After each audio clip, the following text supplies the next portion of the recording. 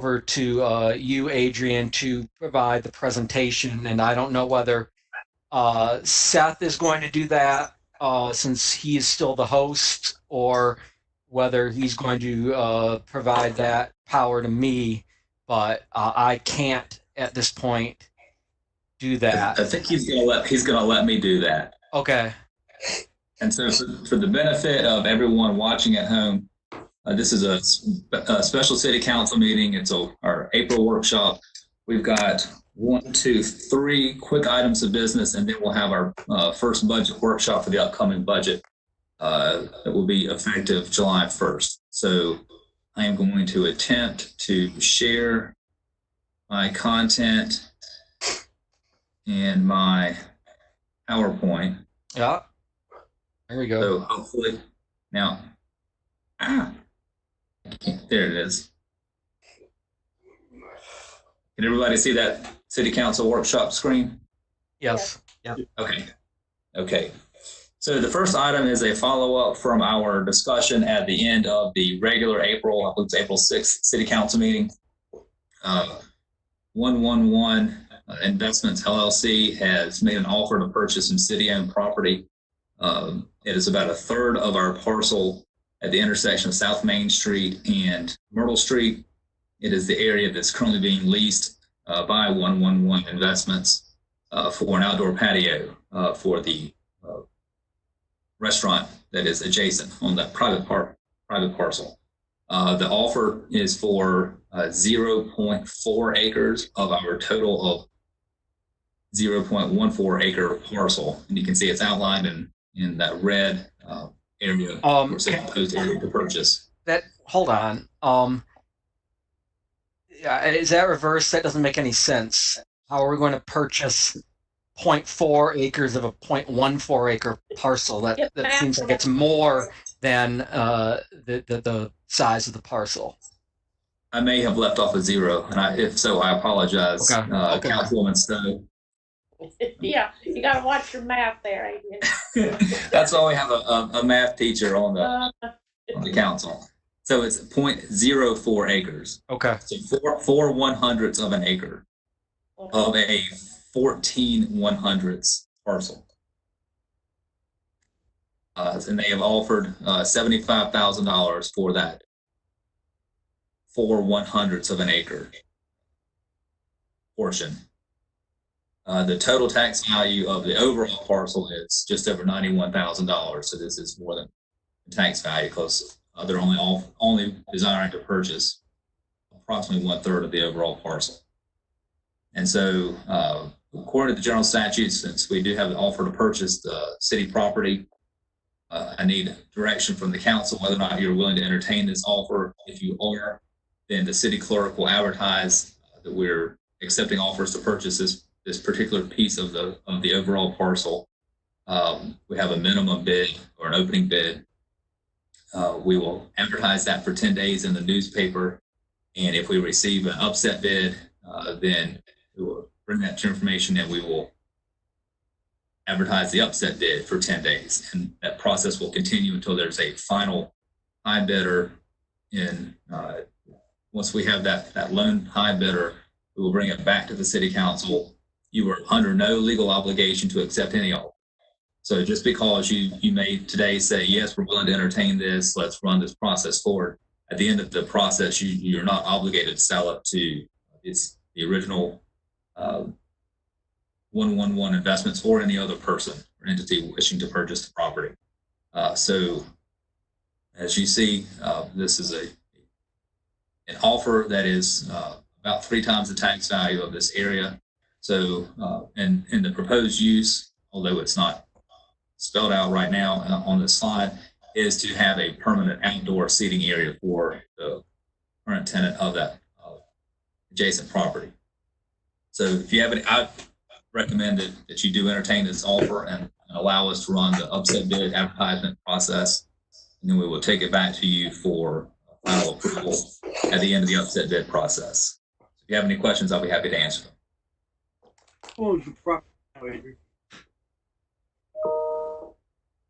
I'm sorry, Mayor, I didn't understand. So the city owns the property, and it is to be purchased. And 111 Investments owns the adjacent property, and they wish to purchase some of our property to add it to theirs, make theirs bigger and more usable for their tenants. I think when this was originally presented at the last council meeting, we just wanted some more time because it had sort of come up the afternoon of the meeting, and we wanted to make sure that it was a good, fair offer. I think we needed to flesh out the fact that while the tax value of the property might be $91,000, they're not offering to purchase the entire property. Which we've fleshed out now. But are there any further questions from anyone about this process? I don't have any questions. I mean, I think that's a fair offer for that amount of the property. Okay. Ryan, Mark, any thoughts, questions? No. No. Seems good to me. All right. So then would it be appropriate to entertain a motion? Or is this something that we just... No, a motion. Okay. Then will there be a motion to initiate this process and consider the offer? I'll make a motion to start the process. All right. Martha's moved. Somebody seconded. I'll second. Richard seconds. Okay. All those in favor? Aye. Aye. All those opposed? Passes. Thank you. All right. The next item on the agenda is adoption of a resolution fixing the date of a public hearing on the city's intent to permanently close street pursuant to North Carolina General Statute 160A-299. And we'll turn it back over to Adrian. Thank you, Mr. Mayor Pro Tem. As part of the River West Business Park rezoning, conditional rezoning and site plan approval, a portion of Jade Circle that remains city right-of-way and a portion of Centerview Street that is city right-of-way was to be used for one of the industrial buildings and drive aisles and parking, and no longer city right-of-way. During that rezoning process, the staff reached out to the adjacent property owners along Centerview Street and Sugg Street to make sure that they were okay with the potential for the city to abandon the Centerview Street right-of-way and that little Jade Circle kind of cut through. They were all in agreement. In fact, I believe the city council received a letter or a petition from several residents of Centerview Street requesting that we do in fact abandon that and have Centerview Street end in a cul-de-sac. So that rezoning was approved by the city council, and now the developer is ready to submit plans to us for the beginning of the construction of that project. So we need to follow up with a formal abandonment of the right-of-way of that portion of Centerview Street and Jade Circle that are still public right-of-way. General Statute 160A-299 outlines the process for a city to permanently close a street. And the first step in that is to have the city council adopt a resolution, in statutory terms, fixing the date of the public hearing. There's a 4-week advertisement period that includes both posting the properties with signs as well as running advertisements in the newspaper. If you approve this resolution, we will begin that process and we will hold the public hearing on the abandonment of this right-of-way and permanently closing of the streets at the June 1st City Council meeting. So the action tonight is to ask you to adopt the resolution fixing the date of the public hearing for June 1st, 2020 at the regular City Council meeting, which will begin at 6:45 p.m. If you have any questions, I'll be happy to answer. My only question is how we're going to handle it if we're not able to meet in person on June 1st. To have this public hearing, and it would have to be done virtually. What we'd like to do, starting at the May meeting, and then hopefully we're back to meeting in person in June. But in either case, to have people submit their comments, public comments, in writing to us prior to the hearing. Okay, so just extend what we did for public comments to any comments made in the context of a public hearing. Yes, sir. Any questions, comments, concerns on this from anyone? No. All right, I guess we'll entertain a motion to adopt the resolution fixing the date for the public hearing. I'll make that motion. All right, Martha's made the motion. Do I have a second? I'll second. Seconded by Ryan. All those in favor? Aye. Any opposed? All right, the motion passes. Thank you. Thank you. Our next item on the agenda is an update on commercial code enforcement case at 951 Cason Street. Adrian. Thank you. So at the maybe the March meeting, you asked for an update on the commercial code enforcement case at 951 Cason Street and asked that the property owner provide a timeline for the renovation and repair work for that property. I failed to get that to you at the April 6th regular meeting, so I'll let you know that I would have this on the agenda for this workshop.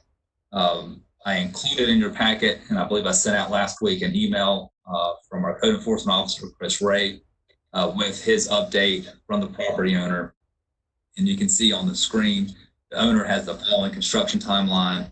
And by May 31st of this year, he would complete all the work on the front of the building. By August 1st of this year, to complete the repairs to the roof of the building. And by October 1st, complete the rear of the building. There are representatives from, I don't have any more information than that, other than Chris did indicate that the owner would prefer to make these repairs instead of us or you ordering the demolition of the structure. But again, that would, according to this timeline, that would take that process out into October, so another 6 months from now.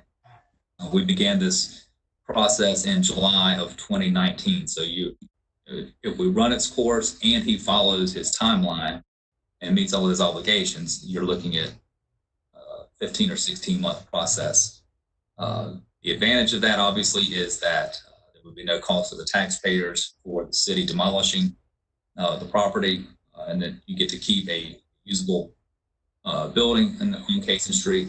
Downside of that obviously is drawing out this process and maybe us not having a full mechanism to compel it if we just say you have until October 1st. So with that, we do have representatives from the police department who are more familiar with the details of this property and this process on the line and can answer any questions you may have.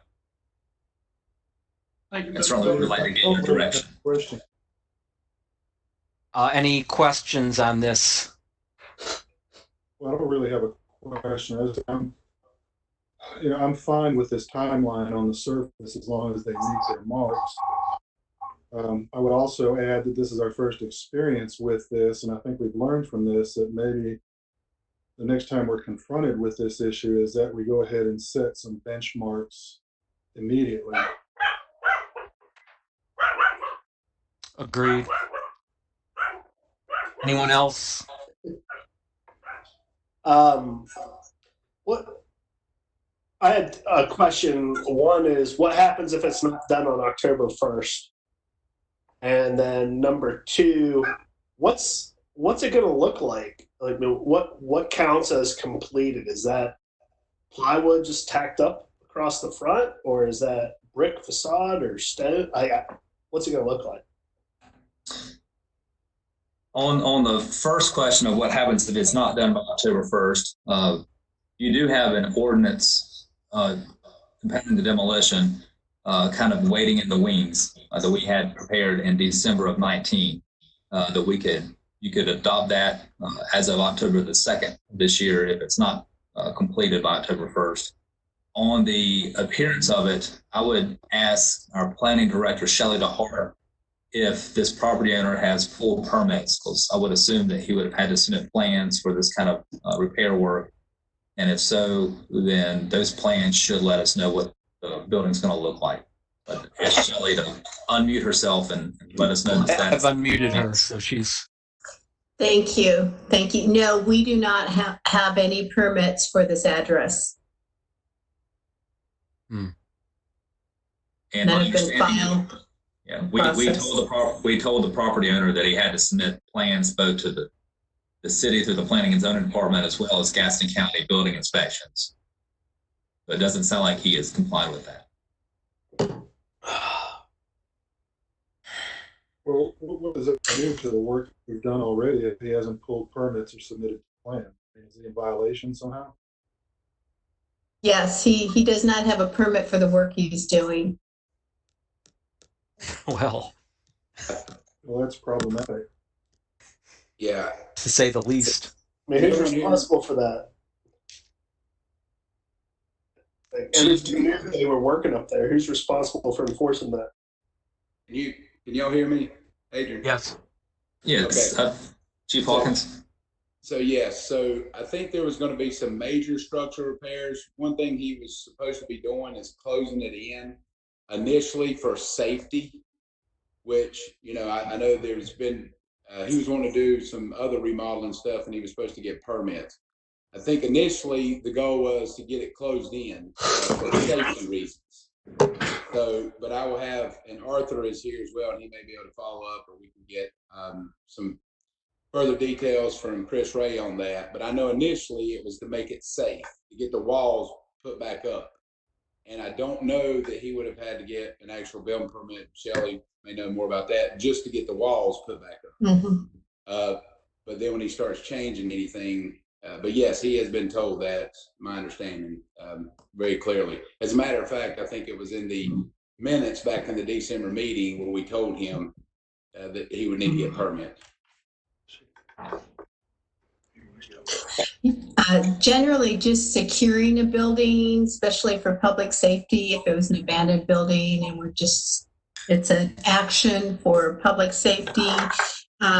We look at it as an emergency. We just tell them to wrap it up. However, doing structural walls and other improvements, if they're meant to be permanent to meet building code, he should have a permit for them. So it just really depends. Is he just closing it up for safety? Then we just want him to get it done.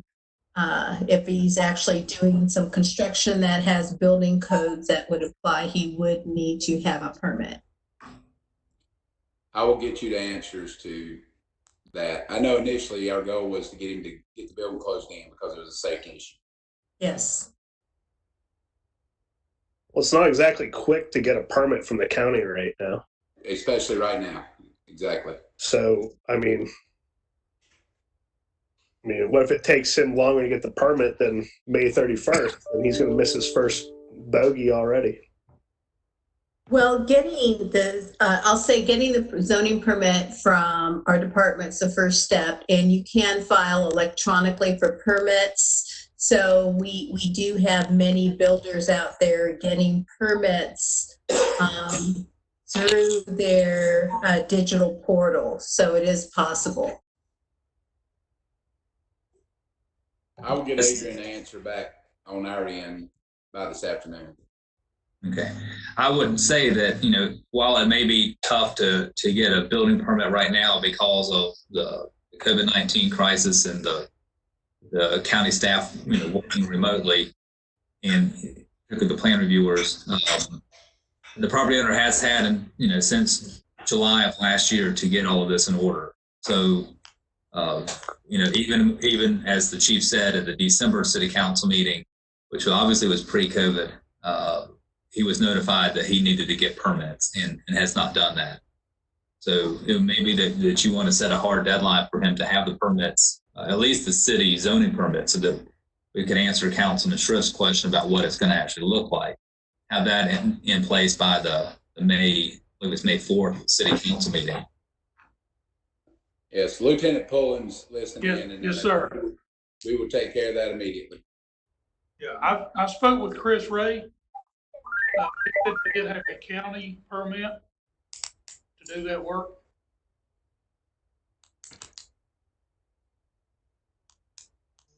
Arthur, you said he does have a county permit? Yes, according to Chris Ray, that he does have a permit from the county to do that work. Okay, the repair work. Yes, So we can get him to come and get one, apply for one in Belmont. yes. We'll take care of that. Yeah, we'll get Okay. one. Yeah, I think that's reasonable to ask him to do that by the May meeting, wouldn't it be? Yes. Yeah, if he's already got the county one, then getting the city one should be. And just to let you know, we've been staying on top of it pretty good. The guy's making really good progress. Everything he said he's going to do so far, he's done. But he is making good progress with that project. Well, Adrian, I mean, we're gonna have to be out there inspecting some of this work, I would guess, the roof or whatever, right? So we're gonna have to sign off on a lot of this. We would sign off that he's in compliance with the zoning permit that our department would issue, but it would be up to Gaston County Building Inspection, actual building inspectors to sign off on the work, the repair work, and the structural work to the building itself. All right. My understanding is the county is making those inspections. They're obviously taking precautions, but they are making those inspections. Anyone else want to weigh in? Martha, Mark? No. I think that setting some sort of expectation around having, our permit in place by the May meeting is reasonable. I mean, he has had, at least, it's been almost 6 months since the December meeting. I'm kind of surprised that there's been no progress made on that front at this point, but I feel like, kind of holding him to a deadline there would be reasonable. Because, I don't want to get to October and then we run into all these problems with permitting and inspections and, then it takes another 6 months to get that figured out. So, I'll be honest, one of my reasons for letting them kind of get caught up and do all this was because I thought it would be kind of a pain for us to have to go and tear this down. But right now it's starting to be as much of a pain for us because we talk about it every 2 weeks. We have half a dozen police officers on this. We got our plant. We're using a lot of resources here. So if we can't just get this buttoned up and move on here in the short term, I think I'd be more inclined just to handle it ourselves. But it sounds like there's consensus. Mayor, were you trying to say something? Yeah, I was going to say, if they're trying to be in compliance and they're trying to be in compliance, they have made that.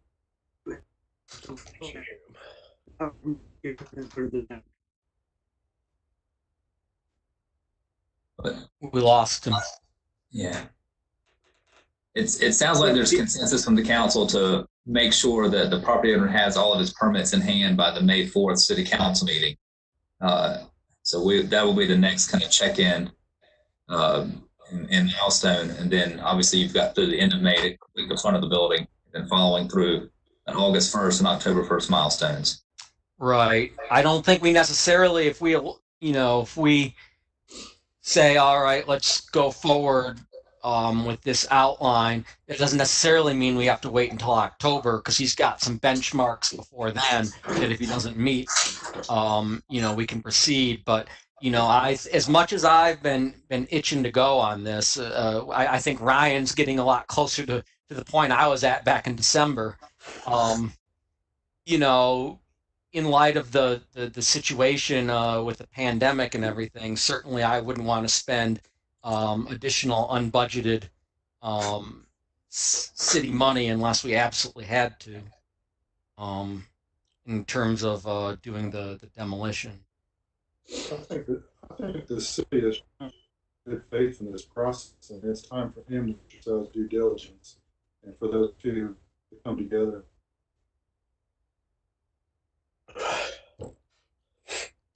Now we lost Richard.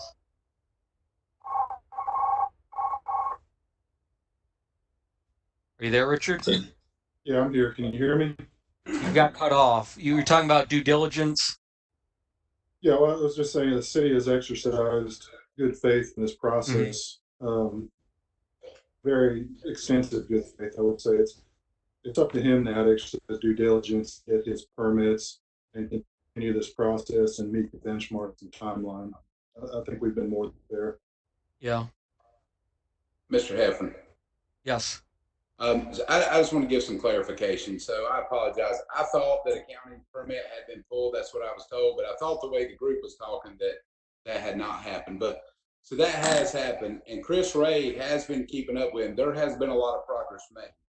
I don't know why he hasn't got the permit from the city, but I know that they have been doing, they've asked for these extensions, and I know a lot of things getting crazy, but Chris has been on top of it, and we will make sure that other stuff's taken care of and update y'all quickly. Sorry for the confusion. That's all right. So I think, as Adrian was saying, the consensus seems to be let's at least make him get the Belmont permit by the May council meeting, regular council meeting, and see what's what. We'll work with Shelley and make sure that happens. That's fair. But it also seems, I think it would be fair to tell him that our patience is running thinner. Is that fair? Yes. That's fair too. All right. All right, thank you. So that doesn't need a vote. That's just consensus from the council, and we'll report back at the May 4th council meeting. Great. So that leads us to the main event of the evening, which is the budget workshop for our proposed fiscal year 2020-21 budget. And Adrian has a presentation.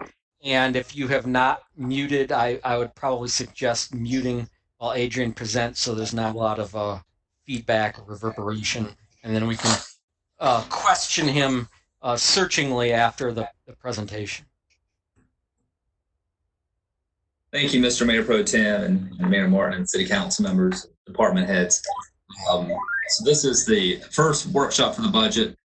We normally have one of these in late March, but because of the crisis, we did not do that. So this presentation is basically the result of our in-house work with staff, and then based on your guidance at our January, February City Council retreats. So I'll jump right into the presentation. So at your planning and retreat back in January and February, you came up with some thematic goals over the next 5 years. You updated your 5-year goal plan. And you centered everything around 3 major themes. Number 1, transportation and mobility. Number 2, infrastructure. And number 3, growth management and balanced growth. So I pulled these goals out of the report that the COG provided to us that you adopted as part of the minutes from those meetings. I won't read all those to you, but you have them in your packets, and they will be on our website for people to review. But the main thing is you want to focus on transportation and mobility and updating our infrastructure so that we can have a more balanced growth moving forward, so that we're not quite as heavy on our residential development. We want to have our non-residential tax base growing. So a recap of where we are in our current fiscal year and where we are with the current budget. For those of you that were on the council this time last year, you wanted to keep the property tax rate at 51.5 cents per $100 of value. We assumed 4% growth in our taxable property tax valuation. Remember, we reduced the solid waste fee from $9 a month to $7 a month. But we also increased the stormwater fee from $3 a month to $5 a month. That's a net wash to our taxpayers and utility customers on their water and sewer bill, where both the solid waste fee and the stormwater fee was. But what that did was that allowed us to have a little bit more money in our stormwater budget, because that fee had been unchanged since its inception over 10 years ago. You wanted to continue funding for the capital projects in the 5-year CIP plan, and you wanted to pay down some debt. Your debt management policy says that no more than 12% of the general fund operating budget should go toward debt service. And we were hitting right at 11% in the current year. So you wanted to get that percentage down so that we don't bump up against our 12% debt to operating budget ratio. And then you approved several new staff positions that would help us have a highly functioning professional team and filling out some of the, for lack of a better term, line workers to help work out in the field, meeting the needs of our growing community. And then we sort of set the stage for what we need as far as administrative and management level positions. And then we would just adjust those positions in the various departments based on growth in the coming years. We've been able to do some of that. There are some positions that you approved in this year's budget, such as an assistant city manager and an assistant city engineer, that we have money for in the budget. We just don't physically have space for those people. And if we could all work from home from now until the next couple of years, that wouldn't be a problem. But we don't know when the stay-at-home order is going to end. Otherwise, we could go ahead and hire those positions. But when it's time to come back to the office, we don't know where we're going to put them. So those are funded in the upcoming budget, but just sort of on hold to be filled until we have office space available. So far, we've collected 98% of our estimated property tax revenue. So that came in strong this year. Our sales tax revenue, I do want to spend just a minute on sales tax. Our sales tax revenue came in over what we estimated. We estimated about $2.3 million in sales tax revenue, which was in line with what we were seeing this time last year. Sales tax is something that we estimate in the spring for the budget. Then you adopt the revenue projection in June. But because sales tax is about a 3-month lag between when those sales are actually made and when we receive the sales tax revenue, we're making assumptions on about 7 months worth of data. And so that has served us well over the last many years. This year, the economy up until the middle of March was stronger than we anticipated, and sales tax came in about 25 to 27% higher than what we estimated this year. So through February's revenues, we've collected almost $2 million, and we would project that out under normal circumstances to collect $2.97 million. But based on COVID-19 economic crisis, the North Carolina League of Municipalities is estimating, obviously, a decrease in sales tax revenue between April and June of this year, so the last quarter of our fiscal year. So I believe they estimated that down about 6% total for the last quarter. So we revised down our estimate of what we're going to collect this year from $2.97 million to $2.7 million. That is still higher than what we thought we would collect at the end of the year. Budgeted $2.34 million. We believe we'll collect $2.7 million. So we'll be almost $400,000 to the good on sales tax alone. And that's important, and I'll get to that later when we talk about general fund revenue. But were it not for the COVID-19 crisis, our sales tax revenue would have killed it this year because the economy was so strong. And we all hope that it will rebound sometime next year. But our crystal balls are not quite perfect yet. But I'll get to sales tax projections for next year in a little bit. We did increase the stormwater fee this year from $3 to $5, and it's helped us with some of our projects. We've continued our capital funding, and we did add a few new staff members. So that's a recap of the current year's budget year to date. We still have May and June. I guess 10 days of April plus May and June in the current year. So for the proposed budget for next year, fiscal year 2021, the overall general fund budget is just over $14.5 million. That's a 3% increase from the adopted budget for this current fiscal year. In the tab, I believe it's tab 2 in your packet, you see the breakdown of the line items in the general fund in your workbook. And in that, actually behind tab 1 is the general fund. You see, I provided you with the line items for the adopted budget for this current fiscal year, the department head requests for the upcoming year, what a normal, what I call it a normal budget would have been in the upcoming year, and then what I'm calling my recession budget, which is what I'm going to be recommending. So the normal budget would have been about a 7% increase overall in revenues and expenditures, assuming the current tax rate, assuming sales tax came in as it is this year, and assuming no changes to our revenue sources. So it would have been 7% increase in the overall budget in the general fund next year. But because of the economic crisis caused by the COVID-19 health crisis, that 7% increase is being reduced down to a 3% increase. And the main difference is lower sales tax revenue and potentially lower property tax base increases. So maybe a little bit less construction being done this year, and perhaps people not being able to pay their taxes at the end of the year in tax foreclosures.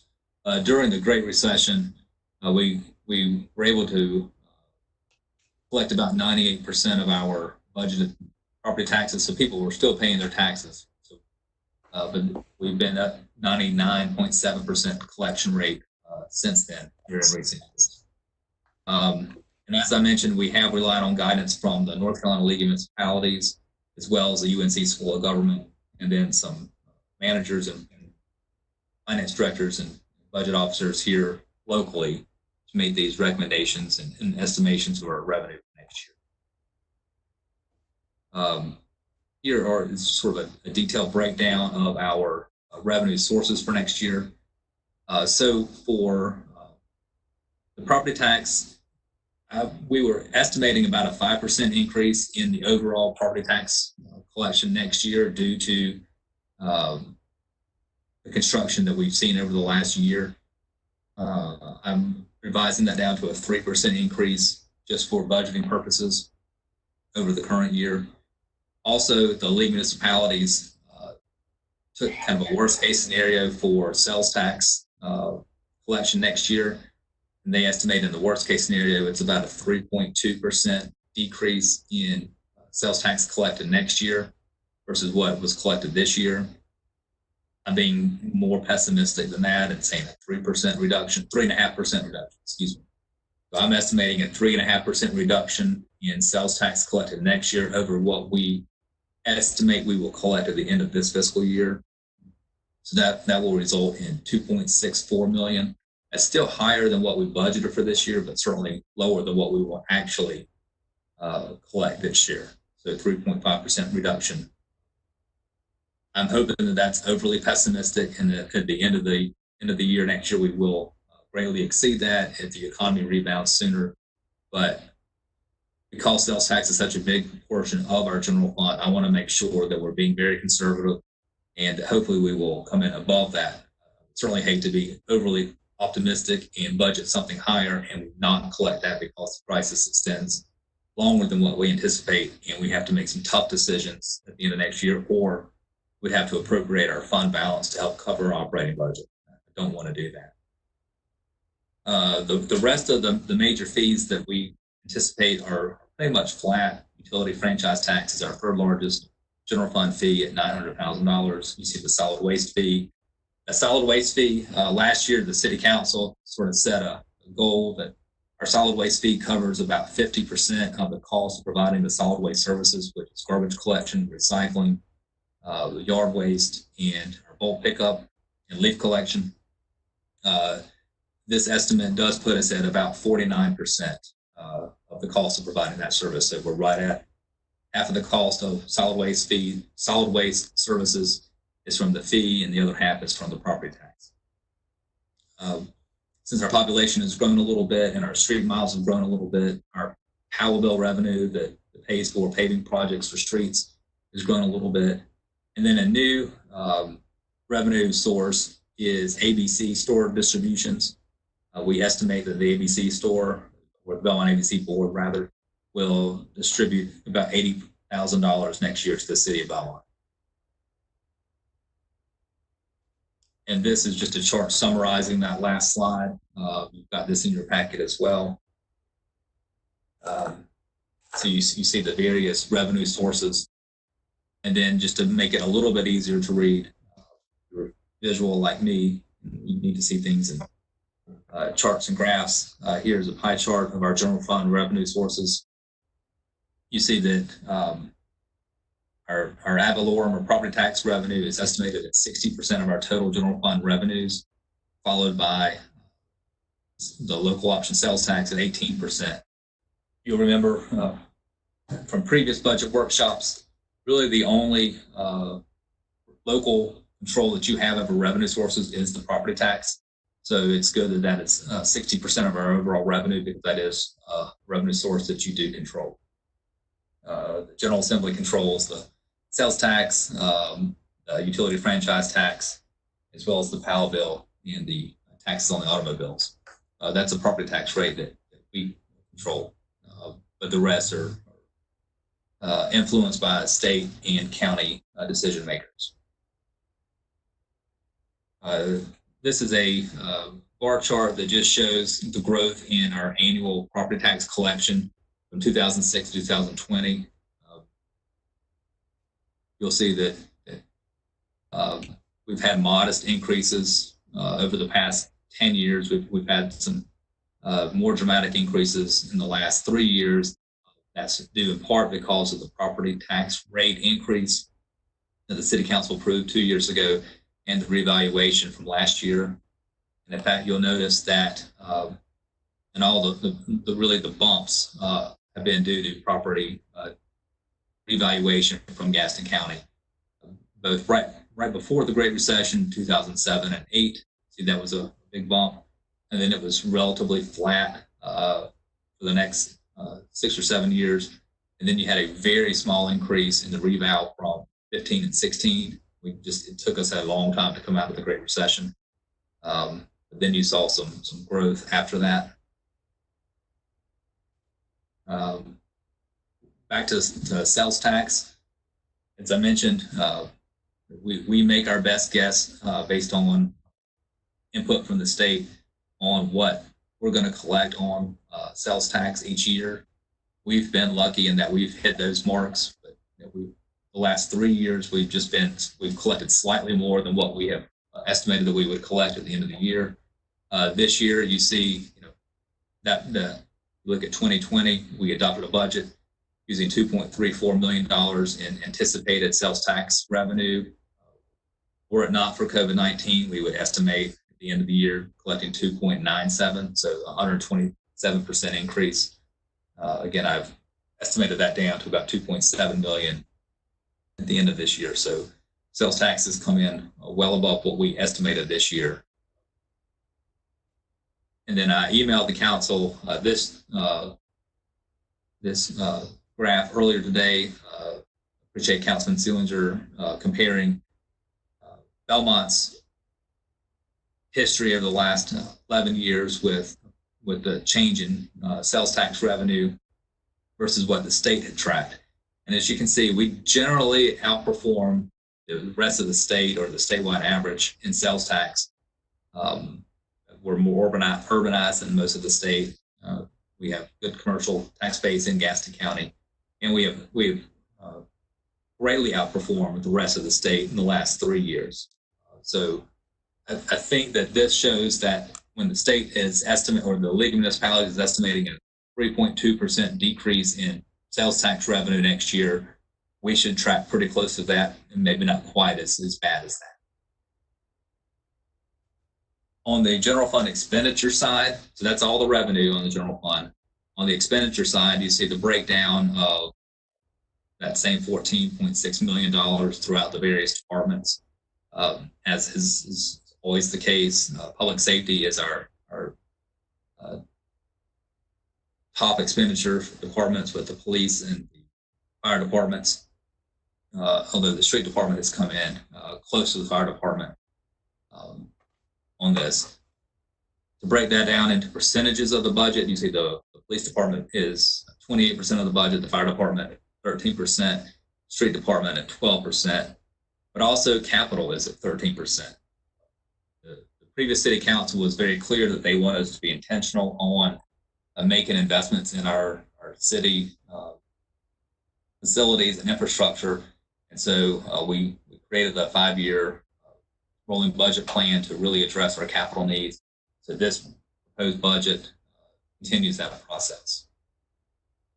You'll also notice that debt service is at 10% of the budget next year, and that would have been at 9% had we done a normal budget. But because I'm being more cautious in revenue projections and not increasing the budget as much as it would have naturally, the debt service percentage of the operating budget is 10% instead of 9%. We've also been tracking what I call the functional areas of our general fund, which is the salary and benefits, the personnel cost, the operating expenses, the capital expenses, and the debt service expenses. Last year, the council said they wanted to have a goal of keeping personnel costs to under 50% of the budget. You see, in the past, they've gotten as high as 56% of the general fund. Once we started cost allocating some of the general fund salaries with the utility fund for those of us that work in both funds, that number went from 54% down to 47%, 46% last year, and it's up to 49% this year. But I ran the numbers. If we kept the same salary and benefit costs under that normal budget, that would have stayed at 46%. But just like I mentioned with debt service, because this budget is smaller than what would have otherwise been, the percentage of that budget going to salary and benefits creeps up to 49%, but still is hanging just under that 50% range. One thing I am proud of with our staff is through just better operating practices, following some best practices in our various departments and utilizing technology, our operating expenses as a percentage of the budget have continued to decline. We see in 2008 they were 36%, but they've gone down from 33% to 26% of our budget. So, the cost of us actually doing what we do has decreased as we've become more efficient doing our work. So I appreciate all the department heads making that happen, and certainly appreciate the city council's investment in our technology. It has really paid off here in the last couple of weeks. I can assure you of that. Capital is at 13% of the budget, and you see debt service at 10%. So for the general fund personnel costs for next year, I am have included a 3% overall salary increase for all personnel. So the salary and ancillary benefit cost in that recession budget that I'm recommended includes basically 103% of what the department heads have requested. I anticipate a 1% cost of living adjustment and then an up to 2% merit that we would do in the fall. This is down from 5% that we've done the last 2 years. The last 2 years, we've had 2% cost of living adjustment and a potential of 3% merit. But due to the economic crisis, I'm recommending that we, instead of 5%, bring that down to 3%. And as we said, last year and the year before, not everyone's going to get all of this. That'll be based on the 2% merit, will be based on job performance. Even though we are having a tighter budget, I am recommending one new position in the general fund, and that is a deputy finance director in the finance department. Currently, the finance department is essentially the finance director, which is Michelle, and then we've got the billing clerks and the customer service clerk, who's the finance assistant. That's Elizabeth Bell. I'd like to add a new position of a deputy finance director that could help with the actual day-to-day finance operations, not just the utility side of it, but the actual overall finance side. And also, the council has been interested in succession planning. Michelle just celebrated her 22nd year with us, so we hope that she will stay for many more years. But in order to give her a little bit more flexibility in her future plans, but also to let her be able to take vacation or sick time without having to worry about what's going to happen with accounts payable and payroll and all the other finance. We do need to have some backup for Michelle. And so this is something that we've been looking at for a couple of years since we've been looking at succession planning. But that is the only new position that I'm recommending in the general fund moving forward next year. And that position is split between the general fund and the utility fund, so it is not a big hit financially to the general fund. There's a vacant position in the streets and parks maintenance position in the street department. I'm eliminating that position. I think that through changing of operations, we can do the same amount of work with one fewer person than what we had now. So that is a position that I'm actually recommending that we get rid of, keep the rest of them. So adding one, removing one, and then our health insurance, we switched to med calls in the league last year. We had a really good claims year so far. Knock on my wooden desk, that keeps going forward. And so we've been given a 5% rate increase next year, which is very low in the industry. So appreciate Deborah and her wellness committee and everybody that's taken our own individual health serious and have done all the things that we need to do in order to have this relatively small increase in our health insurance next year. We have not had our CIP workshop yet. This is the same general fund spreadsheet for capital projects that I've been working on the last couple of years. The only thing that I've added this year, in the upcoming year, is the dog park that the Main Street program has been working on with the Parks and Rec Board, as well as the enhancements to the Rocky Branch Park. That is a grant match. You'll hear more about that probably in the upcoming City Council meeting. That is a match for a Carolina Thread Trail grant for enhancements to Rocky Branch Park. I believe everything else on here is on the current sheet. I've given you this sheet as well as the overall CIP request from all the departments in both the utility fund, the stormwater fund, and the general fund. Don't want to get down into the weeds of the various projects, but you can review these. We would like to have a CIP workshop with the city council and the department heads, maybe in May, but the main thing to look at is just the overall amount of money we have to spend on general fund capital, utility fund capital, and stormwater capital. And then I'll seek guidance from you and the department heads on how you want to disperse that overall amount of money. Let me take a breath for a minute, and then we'll switch over to the utility fund. Would, So the utility, Adrian, would this be an appropriate time for questions just about the general fund while Sure. we're at a stopping point?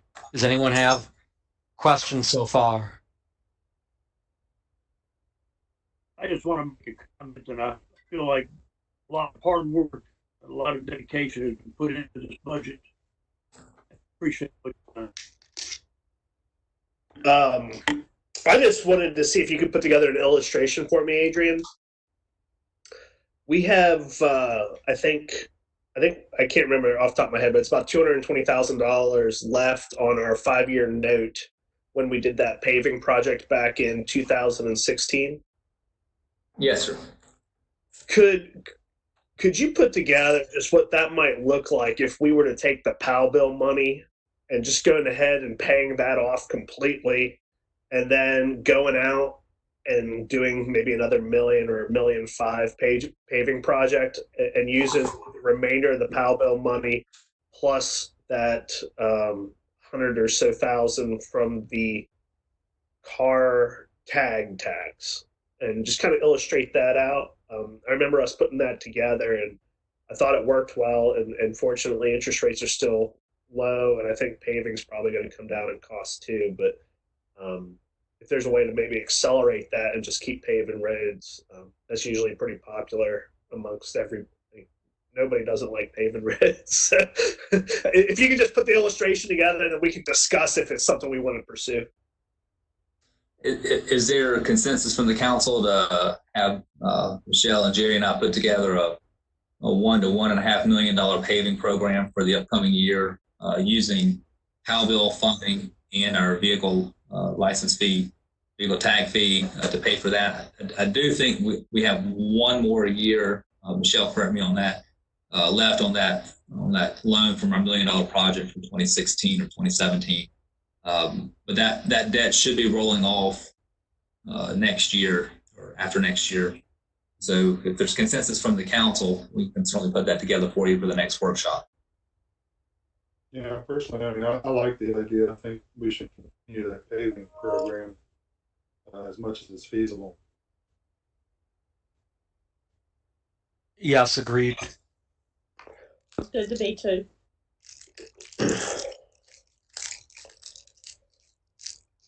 Okay, thank you. We can put that together for you. Okay, thank you. Adrian, I have a question for you on the budget here, and I got this packet about 2 o'clock today, so I haven't had a chance to really digest it. But one thing I saw, police travel and training cut about $10,000. It looked like other departments have held pretty steady in that area.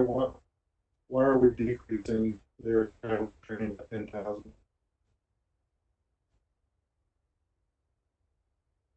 I'm sorry, Councilman Turner, which department's travel and training? It looks like that's the police department. Is down from 25,000 from the normal budget to 15.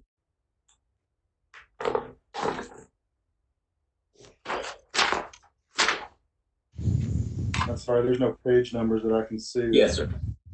So I tried my best not to cut any travel and training what was requested. And last year or the current year, in the current year budget, we have $15,000 for the police department travel and training. That was what was requested by the chief this year. And so that's what I'm recommending.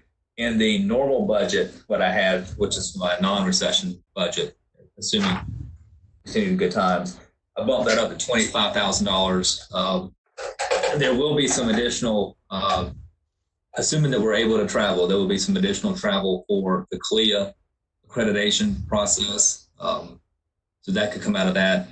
But that's why the $25,000 is what would have been recommended were it not for the economic crisis. But I am keeping that flat at $15,000 from the current year and from the request. All right, thank you. Yes, sir. I have a question, and it might just reveal my ignorance being new, but can you sort of explain, we've got the capital improvements program notebook, and we've got our budget workbook, and I do see the charts that you referenced. How exactly does, and you talked about the CIP workshop maybe in May, how do those sort of relate to each other? What am I'm just trying to figure out what I'm looking at with the CIP and then how it translates into the budget. Yes, sir. And we're a little bit out of schedule this year versus what we normally do. So each year, Jerry Haff, your city engineer, spearheads the effort to update our capital improvements program and gets input from all the different departments as to what they view the needs of the city are relative to their particular department. The Parks and Recreation list includes input from the Parks and Recreation Board. And then, so what we do is that gives you an idea of all capital needs of the city, both for parks and police and fire and streets and water and sewer and the plants and stormwater. So that gives you a kind of the universe of projects that if money were no option and we could get them all done, this is what we'd like to do over the next 5 years. And so what we typically do then is take that overall workbook and meet with the various committees like the Water and Sewer Committee, the Parks and Recreation Advisory Board, Public Safety Committee, and all the various city council committees to get input from those committees as to what are their top priorities. And then we try to filter the big universe of projects that we all like to get done down to what are our top priorities. And those are what make it onto the CIP worksheet that I included in the budget, the one that's color coded. So there's still time to do that. Yes, sir. Okay, that's Yes. where I think that was where the disconnect was, because I'm like, well, why'd I didn't understand what the relationship was between that notebook and the budget when all these other things were in the chart already. And that's just sort of what I was confused about. So there's Yes. what what the pie is going to be is it's going to be, but we still need to decide how we're going to divvy up each portion that's going to these different buckets. Is that correct? That is absolutely correct. So Okay. I'm recommending about $1.2 million in general fund capital expenditures. How that gets divvied up, we'll discuss that at a CIP workshop. What the council has done the last couple of years is just ask me to come up with the list of priorities based on what the department heads want and what we can afford. And that's what's on that color-coded worksheet, the first one under tab 6. And then the second set of worksheets that the only color is on the title of each table, the 6-page document, that's the whole universe of projects. That's also under tab 6. That's what's in your CIP workbook that we distributed about a month ago. And then mine is just sort of what I think we can afford over the next 5 years. But it's certainly the goal is every year we look at it because there's new projects that come on. There's some things that were a priority previously that no longer are a priority or that we've accomplished. So it's a living document. So we will go through that process in May. Okay, good. I was just confused as to some things looked like they were supposed to be done and they're still on the chart, and then I was just sort of confused by that. So I just wanted to make sure I wasn't missing anything or not. Does that make sense? It makes sense, yeah. All right. And so usually we do that before this. Well, so in the budget, really, when you adopt the budget, yes. So normally we do that. We'll have the committee workshops in March and April, and then we have a good idea of which projects to include in the budget. But when you adopt the budget, ultimately, hopefully in June, you're only adopting a certain amount of money to be spent on capital, and how that gets spent into which projects, you delegate that to us, but you provide us guidance on which projects you want to see done. Like the recreation center, for example. Okay, that makes sense. Thank you. Thank you. Are there any other questions about the general fund before I move to capital?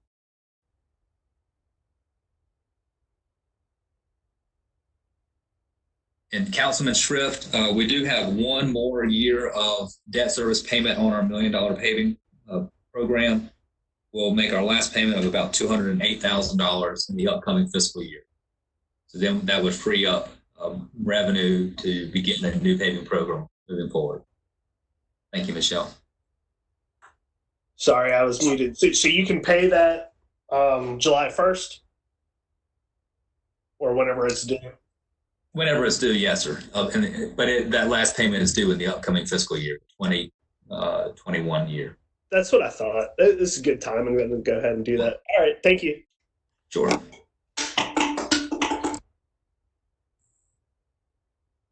Okay, so moving on to the utility fund. And the utility fund is paid for primarily, you'll see, from our water bill and sewer bills.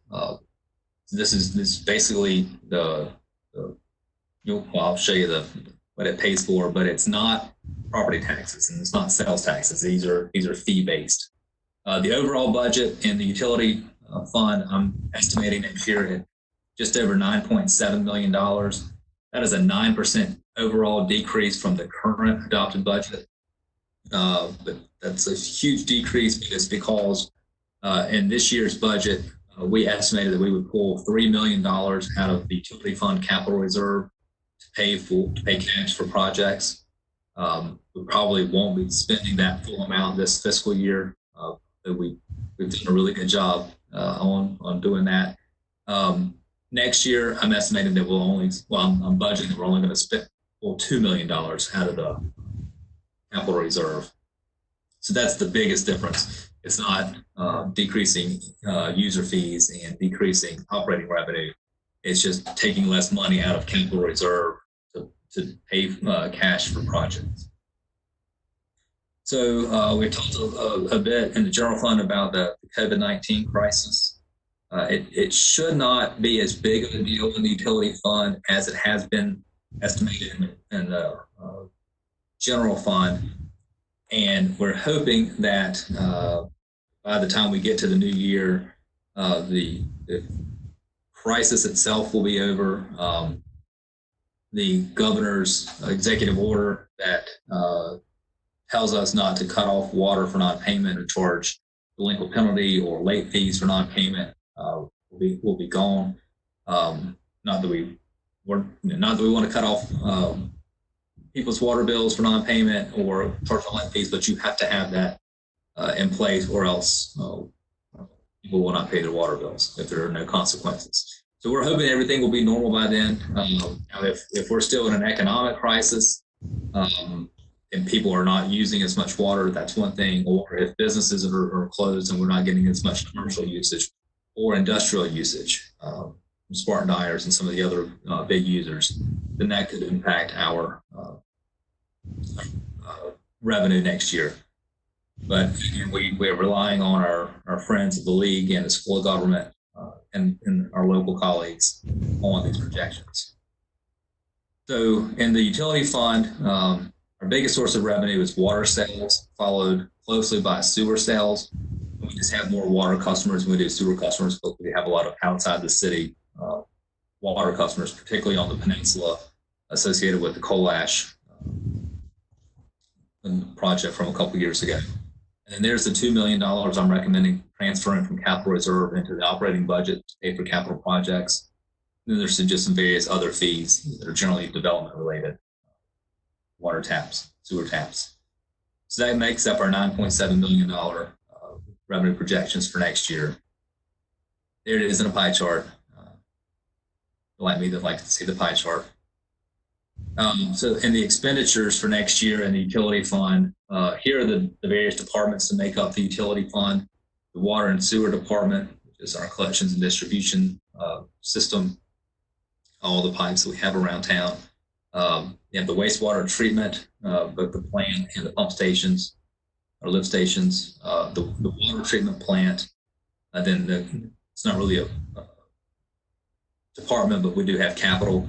You see that this capital is both $400,000, and that's mainly for vehicles and equipment, as well as the $2 million for the big CIP type projects, and then debt service. And debt service is only 6% of the utility fund budget, and we have relatively small amount of debt left in the utility fund. It's less debt than what we have in the general fund.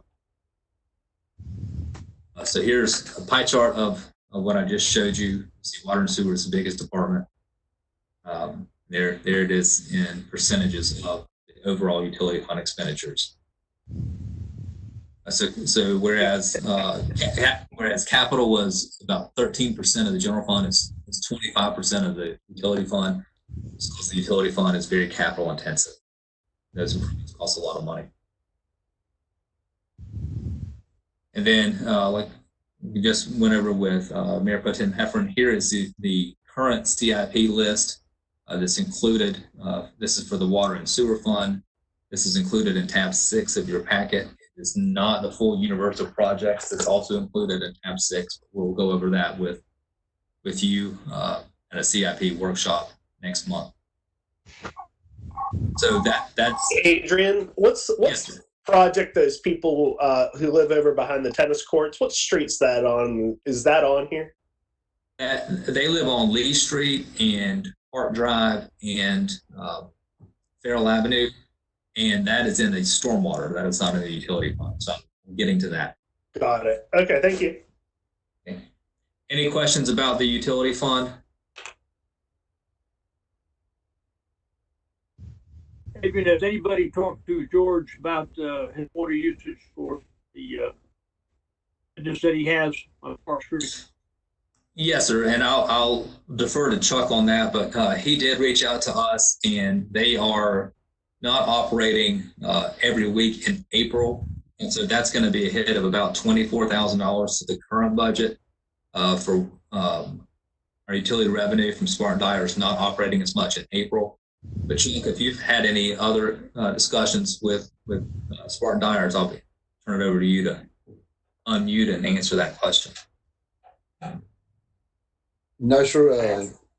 I tried to get in touch with him this morning because, excuse me, their initial outreach to us was they were going to shut down for 2 weeks and then try to resume back on the 20th, which is today. I've reached out to George himself and his maintenance guy, Pete, and no one has got back in touch with me. We'll continue to do that this week. And I can tell, I won't be able to tell until in the morning on our MyNet if they've started back up. That'll give me a little bit of indication. And they may have been real busy trying to get everything started back up for being down for 2 weeks. Thank you. You're welcome.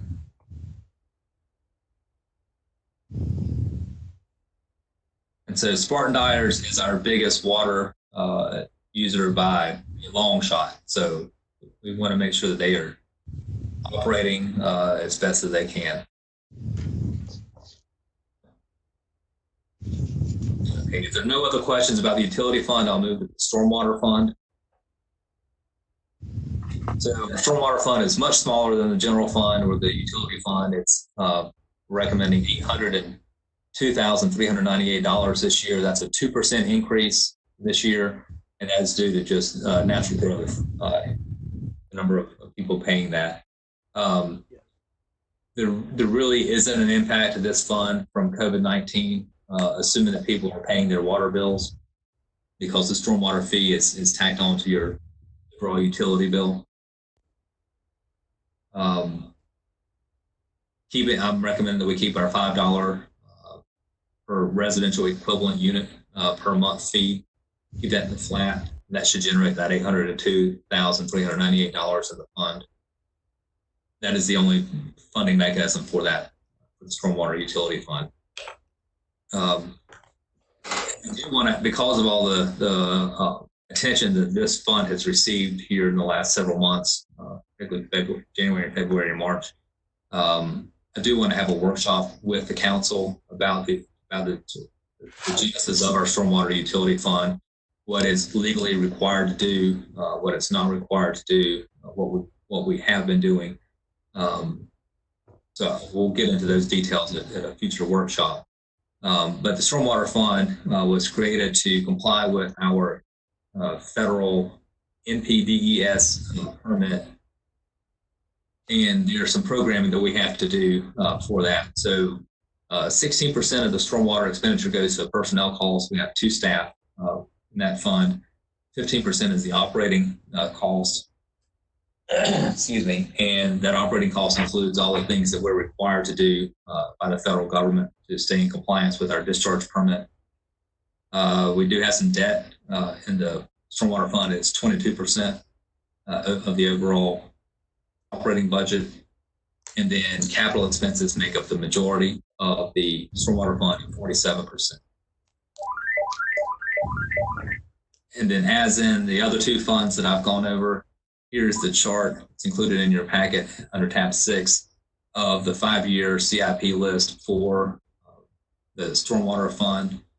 And Councilman Schrift, to answer your question, the stormwater concerns from the residents of Lee Street and Park Drive and Farrell Avenue were not on our 5-year CIP list. When we have our CIP workshop for the all the various departments, including stormwater, which of course will notify those residents. That'll be an opportunity to add that project, if you choose, to this list. That is not funded under the current 5-year plan. Yeah. So I don't know much about stormwater, but what's a project like they're talking about in their backyard? What would that cost, ballpark? I would defer to Jerry Hatton, who I believe was on this call. Obviously, it depends on how detailed of a solution you want to provide, but it's quite expensive. It's several $100,000. So okay, that's enough. So okay. Like when I'm just going through the slides and using my calculator on my phone. So if you're doing an $802,000 budget, and we divide that by what I guess 12 months of people paying for the year, right? Right. 12, and then they're paying what, $5 a month? Yes, sir. And so then your slide basically said that there was about $300,000 a year total for these types of projects. Yes, sir. 374 this year. That's more than what we've had in the past. And that essentially, like if we chose this Lee Street project, would just wipe it out for the whole year. Yes, sir. That would be the only stormwater capital expenditure we'd have for this year. And that 374 probably doesn't do it. Okay, and I know this probably isn't the time. I'm just trying to wrap my head around this, but you know, if the fee's $5, and let's just say so that's $60 a year they're paying, and let's say they've done that for the last 20 years, which I know they didn't. That's $1,200. I mean, at what point would it be just cheaper to buy somebody's house than to put a couple $100,000 water system in their backyard? This just doesn't seem very sustainable for the future. Because to be honest with you, I have a pipe in my backyard that flows down the hill, and then there's actually a little creek that was created from all the runoff. And so, I mean, I'm sure this isn't an isolated situation. So that's what we want to cover in a stormwater workshop with the council, to kind of put it in those perspectives. Assuming that everyone affected by the drainage problem and well, I'll just call it Lee Street, but that block of Davis Park, adjacent to Lee Street that we've heard so much about this year, if they had all lived there since the inception of the stormwater program, they will have paid about $700 per household since the beginning of the stormwater program. And that's probably a $400,000 to $500,000 project. And you see on this list of stormwater projects, these are all public stormwater issues, public infrastructure. So we don't get on the private drainage issue. I know the one on Lee Street's a little bit tricky because there is a drainage pipe coming off of Park Drive onto private property, but the issue there is there's no easements. This is all done decades and decades and decades ago when natural drainage in the low spot of properties is how you got stormwater off the streets and into the creeks. They don't have the elaborate piping systems and culverts and everything else that we have now. So that's the kind of discussion that we want to have with you at the workshop. Certainly invite the public if we're able to, because we do have private drainage problems all over town, particularly in the older parts of town where the way you develop property back in the day, and we're talking, in the 30s, 40s, and 50s, you'd have a pipe that would get the water off the public street and put it into the low point of property into a ditch that eventually makes its way to a creek, which eventually makes its way to the rivers. Yeah. All right. So the way I'm thinking about this isn't crazy.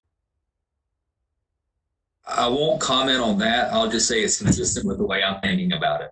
Okay. I was trying to get caught up here in my math, and yeah. Okay. Thank you. Yes. And frankly, there are some projects that we have that it would be cheaper to buy out a house. Yeah. A $250,000 house, and it would be to spend $400,000 on piping. Yeah. Okay.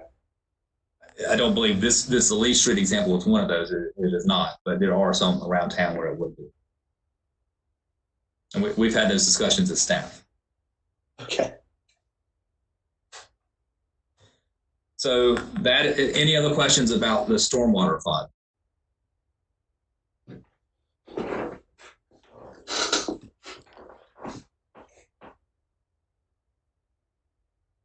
Thank you. And Mayor, to follow up on your question from the utility fund about Spartan Dyers, Chuck just texted me, and Spartan Dyers did resume operations today. So that's really good news for them and for us. So that's good.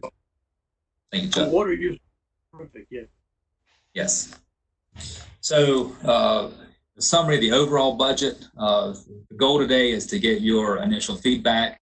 We're obviously condensing this project. I would anticipate that we would have at least one more workshop sometime in May, and then hold the required public hearing in June. And the last 2 years, you've adopted the budget at the June regular council meeting after the public hearing. In the past, you've adopted at a special meeting in late June. We were scrambling to get the last bits of data for you. That's your call.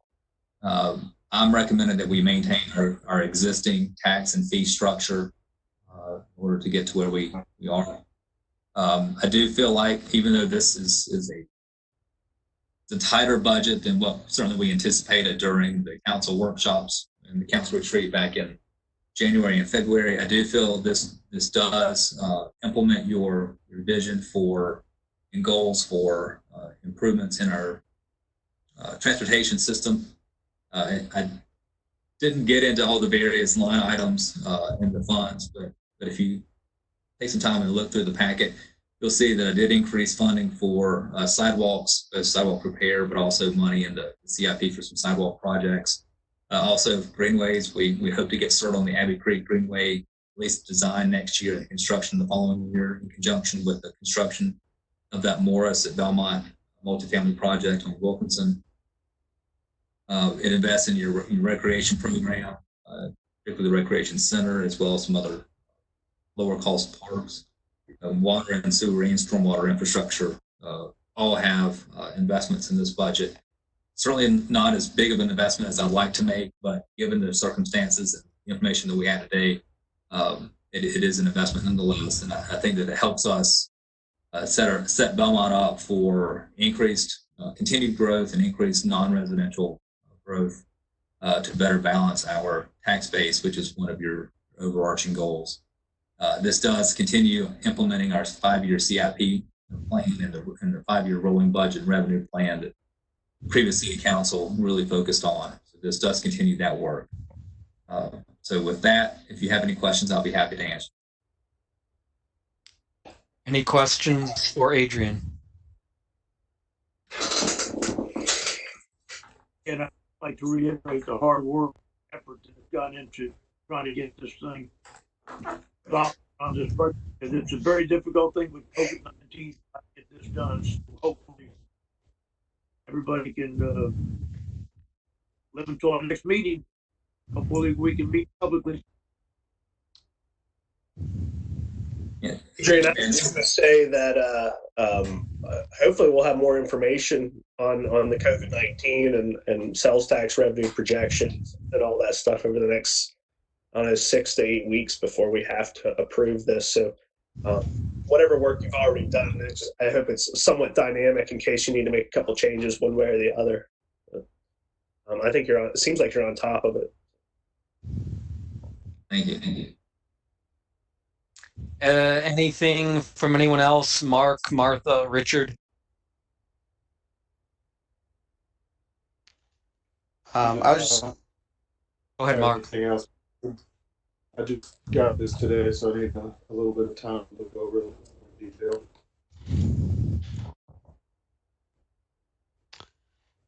I was just going to say that I think that given the current very fluid situation that I think especially with the projections for the revenue, I think that I think I'm very comfortable with where the numbers are. I think it's set up so that if things take off and we bounce back from this relatively quickly, we'll be in a good position. But if that doesn't happen, then we're not going to be caught trying to make up lost ground later. I was really happy to look at the sales tax data that Adrian sent over earlier, because that was, I think, the one thing that I was really kind of concerned about was the impact from all these closures. So but it seems like, at least historically, Belmont has weathered these sort of storms pretty well in the past. So I feel pretty comfortable with where those numbers are.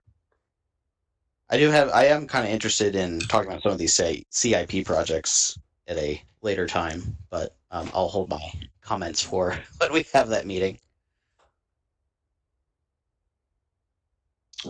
Okay, very good. Martha, any thoughts?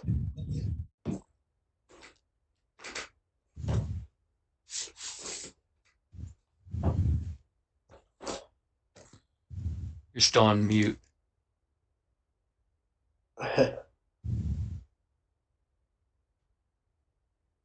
No. She's on mute. She gave a thumbs up. Oh, okay, very good.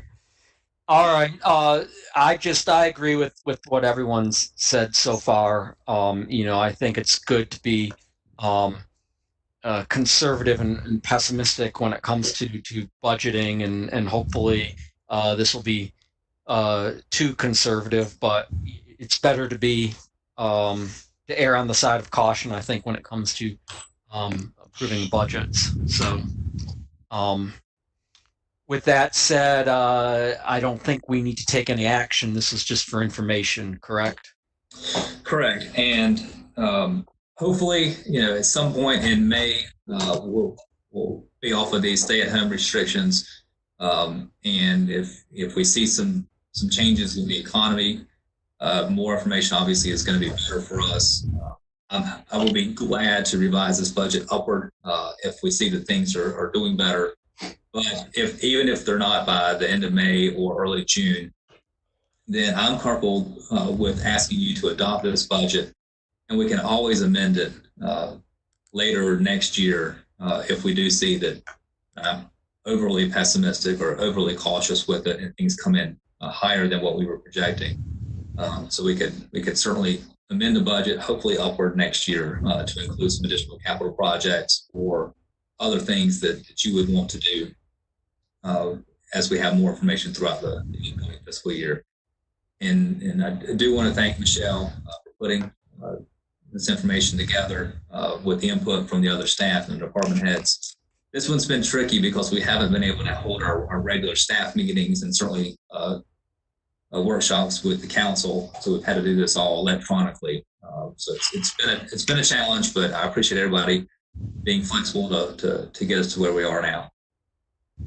It sounds like we have at least a couple of workshops that we want to have coming up, those being the capital improvements, and then whether that's specifically tied in with that or separate, one about the stormwater. Yes. And then what about, I know we had talked about a potential closed session this week. Do we have any update on that? Yes, so it sounded like there was the majority of the council can meet Wednesday this week at 4 p.m. To go into closed session to talk about litigation with our attorney. So we'll send that meeting notice out. That will, since we have to meet via video conference, we will not be live streaming that meeting on YouTube because that is a closed session. We will send that meeting notice to the council members. Okay. Was there anything else, either from Adrian or any other council members or the mayor?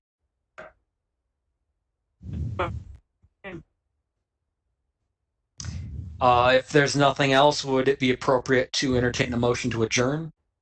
Yes, sir. All right. Anyone wish to make such a motion? I'll make a motion, Ryan. A second.